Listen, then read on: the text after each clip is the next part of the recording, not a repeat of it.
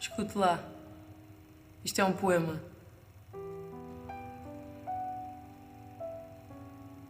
Não fala de amor, não fala de cascóis azuis sobre os ombros do cantor que suspende os calcanhares na beira do rochedo. Não fala do Rolex, nem da bandeirola da Federação Uruguaia de Esgrima.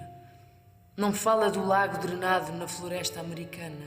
Não diz nada sobre a confeitaria fedorenta que recebe os notívagos para o café da manhã, quando o dia já virou. Isto é um poema. Não fala de comoções na missa das 7, nem fala da porcentagem de mulheres que se espantam com a imagem do marido aparando a barba no ócaso. Não fala de tratores quebrados na floresta americana. Não fala da ideia de norte na cidade dos revolucionários. Não fala de choro, não fala de virgens confusas, não fala de publicitários de cotovelos gastos, nem de manadas de servos. Escute só. Isto é um poema. Não vai alinhar conceitos do tipo liberdade, igualdade e fé. Não vai ajeitar o cabelo da menina que trabalha com afinco na caixa registradora do supermercado. Não vai melhorar. Não vai melhorar. Isto é um poema. Escute só. Não fala de amor. Não fala de santos. Não fala de Deus.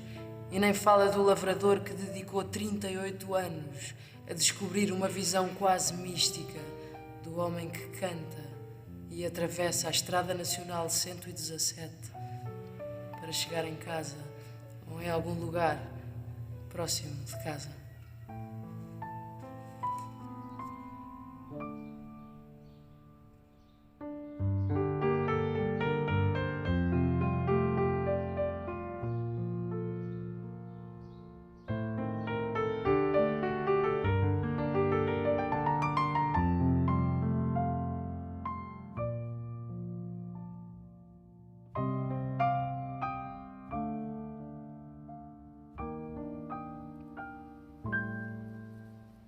Com o que você sonha?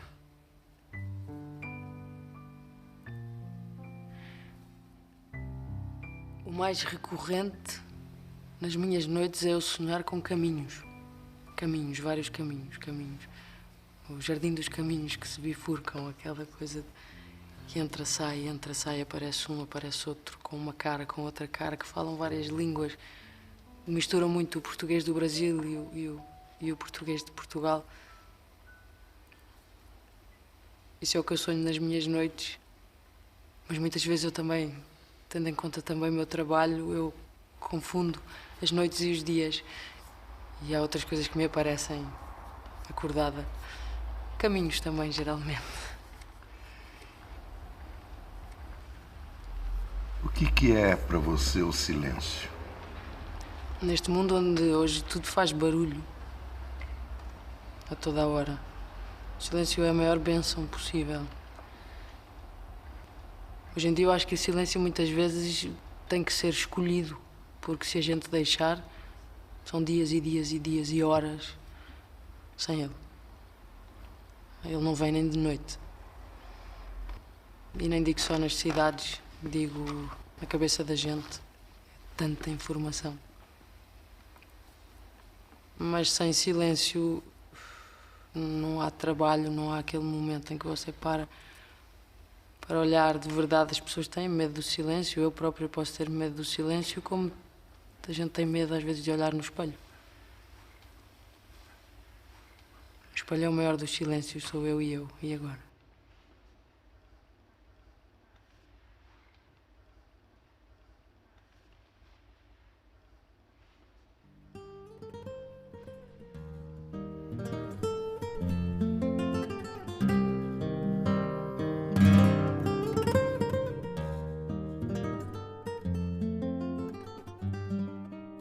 O que é imaginação?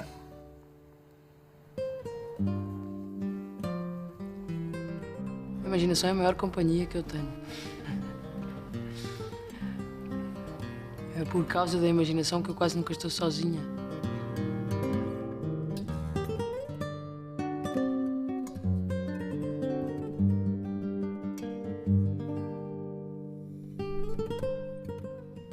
A imaginação é aquelas cores que a gente inventa, mas que não sabe pôr o nome. A imaginação às vezes é tão traiçoeira como eu trazê-la para uma história de amor, por exemplo, que não é só minha, que é entre duas pessoas. E se eu trago muita imaginação, vou projetar um monte de coisas e então a imaginação também é perigosa. A imaginação para escrever, para pintar, para fazer cinema é uma maravilha. A imaginação, às vezes, na vida, pode atrapalhar um pouquinho. Seja como for, eu não trocava por nada.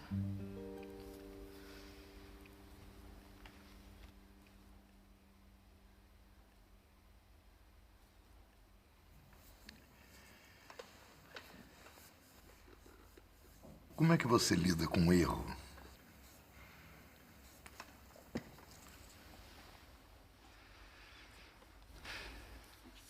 O erro...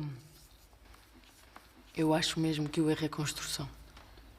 Ontem mesmo eu pensava nisso. Se alguma coisa se atravessa no meu caminho, isso destrói a construção ou é parte dela? E nos últimos anos da minha vida, olhando para trás, sempre que aconteceu o erro, houve uma renovação da história. Houve um começo novo. E depois, quando a gente olha outra vez, não é exatamente um começo novo. Aquilo era uma vírgula e era necessária. O erro é construção e não... Sim, eu posso controlar-me para tentar errar o menos possível. Aquela coisa do Beckett de falhe outra vez, falhe melhor. Eu tento isso, mas não o nego. Não deixo que ele não venha. Porque o erro fez muito por mim.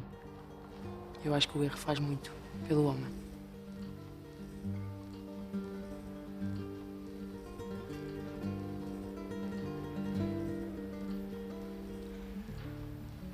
A arte, Matilde, tem alguma função?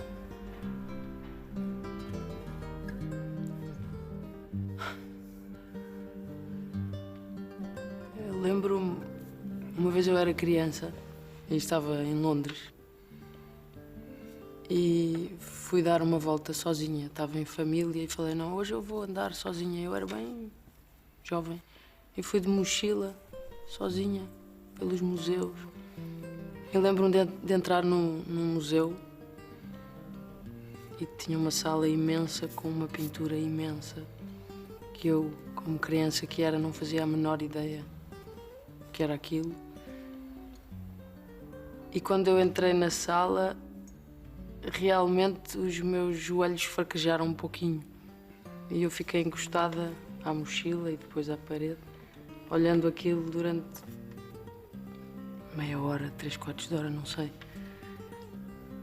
E foi uma bufetada de beleza e de espanto. Eu fui embora e levei aquilo. Lembro-me que cheguei na minha família um pouquinho depois e falei, eu vi uma coisa e os olhos brilhavam. Meu pai sempre conta que os olhos brilhavam e eles perguntaram como bons adultos, mas o que era? E eu falei, não sei. Mas era incrível. Então, mesmo criança, eu acho que naqueles 5 minutos, 10, teve uma função de salvação quase. Durou aquele tempo só. Eu acho que a arte faz isso, salva momentos.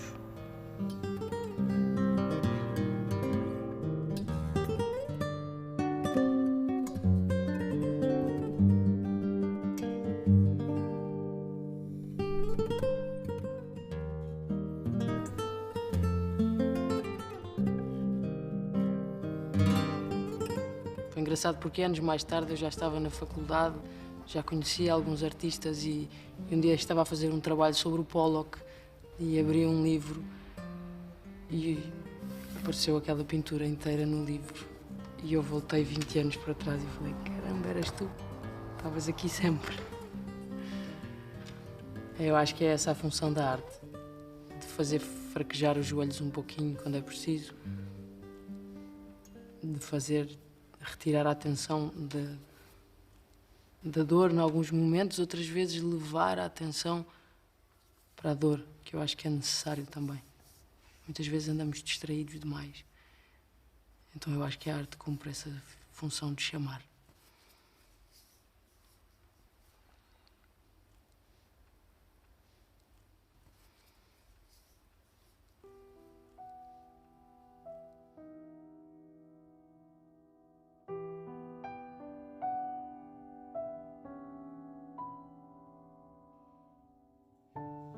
Perguntavas-me, ou talvez não tenhas sido tu, mas só a ti naquele tempo eu ouvia, porquê a poesia e não outra coisa qualquer? A filosofia, o futebol, alguma mulher? Eu não sabia que a resposta estava numa certa estrofe de um certo poema de Frei Luís de León, que Poe conhecia de cor, em castelhano e tudo. Porém, se o soubesse, de pouco me teria servido, ou de nada. Porque estavas inclinada de um modo tão perfeito sobre a mesa e o meu coração batia tão infundadamente no teu peito sob a tua blusa acesa que tudo o que soubesse não o saberia. Hoje sei. Escrevo contra aquilo de que me lembro, essa tarde parada, por exemplo.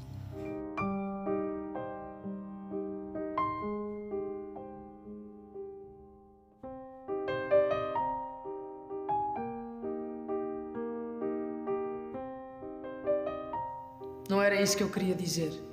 Queria dizer que na alma, tu é que falaste na alma, no fundo da alma e no fundo da ideia de alma, há talvez alguma vibrante música física que só a matemática ouve. A mesma música simétrica que dançam o quarto, o silêncio, a memória, a minha voz acordada, a tua mão que deixou tombar o livro sobre a cama, o teu sonho, a coisa sonhada. E que o sentido que tudo isto possa ter é ser assim e não diferentemente. Um vazio no vazio, vagamente ciente de si. Não haver resposta, nem segredo.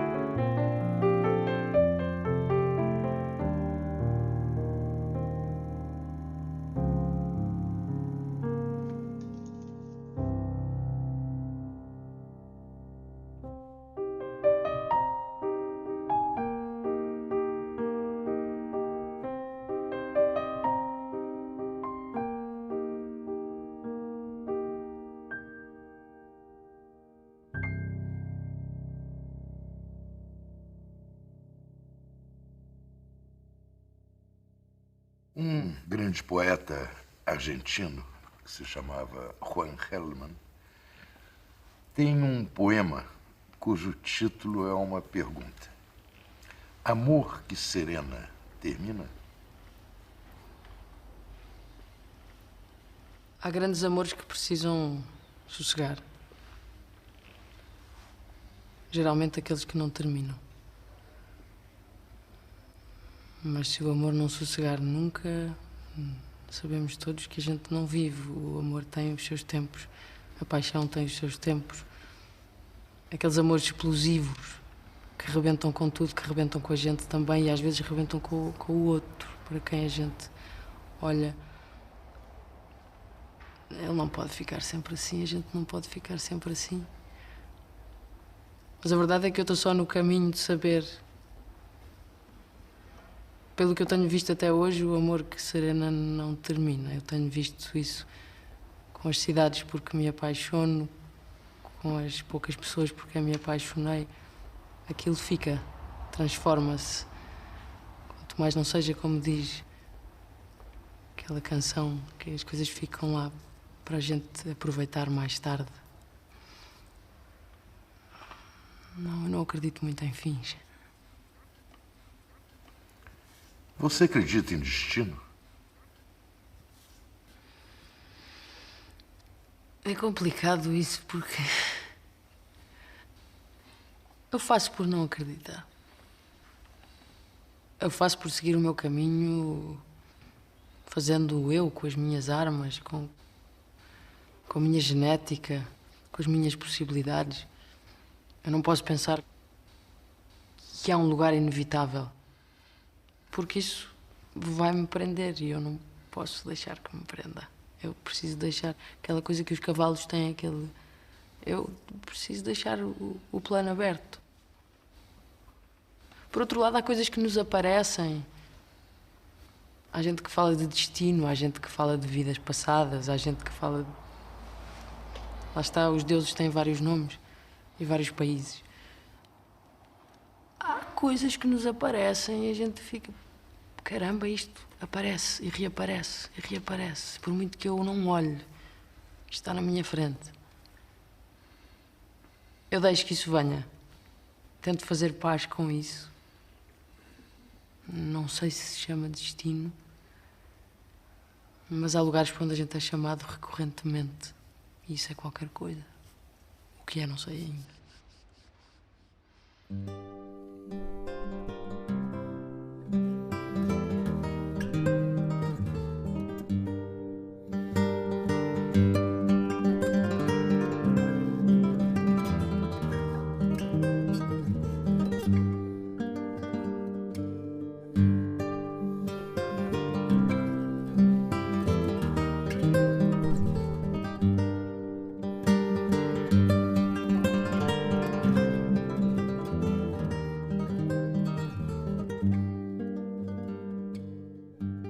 Do que você tem saudade?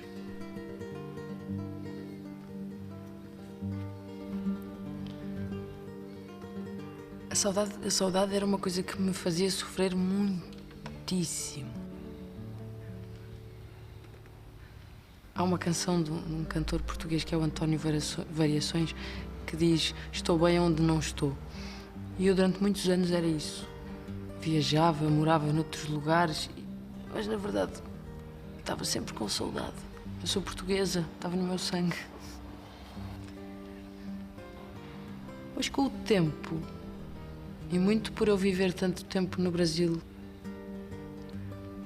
e depois por ficar com tanta gente que me é tão importante no Brasil e voltar para Portugal, eu fui sossegando um pouquinho nessa coisa da saudade. Eu tento transformar. Há coisas que eu amo muito e gente que eu amo muito que está longe. Seja porque há um oceano entre nós, seja porque a vida não permite. Pode ser alguém que está na minha cidade. A saudade pode doer tanto que eu me cansei um pouquinho dela. Eu passei a fazer uso dessa tal imaginação, do desejo, e transformá-la. Durante muito tempo eu tinha muita saudade da infância, agora já nem isso eu gosto. Eu estou nos 30 e tal anos e os 30 e tal anos são uma idade boa porque são uma idade meio intermédia que dá para a gente olhar para trás e conversar com isso e olhar para a frente e não ter medo.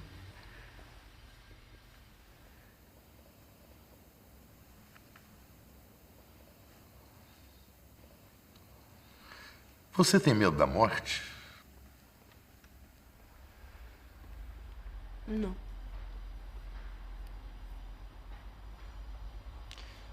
Não.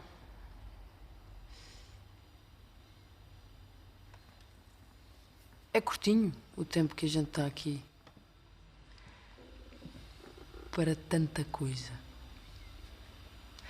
Todos os dias.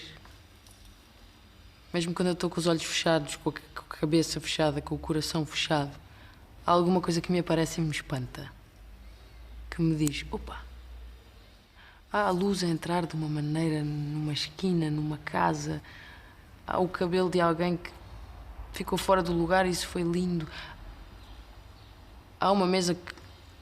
Há sempre um acontecimento meio mágico. Aí volta ao Garcia Marques, há sempre uma coisa meio mágica. Eu lembro-me que uma vez li uma entrevista dele que ele dizia que mesmo saindo de casa dele, onde tudo é mais mágico do que é visível, na Europa, por exemplo, ele na mesma, cada vez que entrava num quarto de hotel, deixava que as coisas mágicas entrassem e olhava para elas. Eu vejo-as muito também. E isso dá-me sempre a sensação que não pode ser só isto. Não pode ser só 40 anos, 50, 100. Tem que haver mais, como diz num poema do Tarkovsky. Tem que haver mais. E isso não me assusta. Porque isto aqui às vezes é cansativo. Outras vezes é maravilhoso. Mas a ideia que eu tenho da morte, e eu falo de morte, do momento do fim, não falo do caminho até ela. Sim, uma morte sofrida, o sofrimento, a doença, a morte dos outros.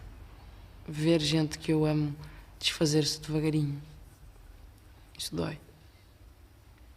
Mas o meu desaparecimento não me assusta. Por um lado, porque eu acho que há outra coisa qualquer. Por outro lado, porque eu acho que se também não houver, então também não dói. É nada. E o nada de vez em quando é bom.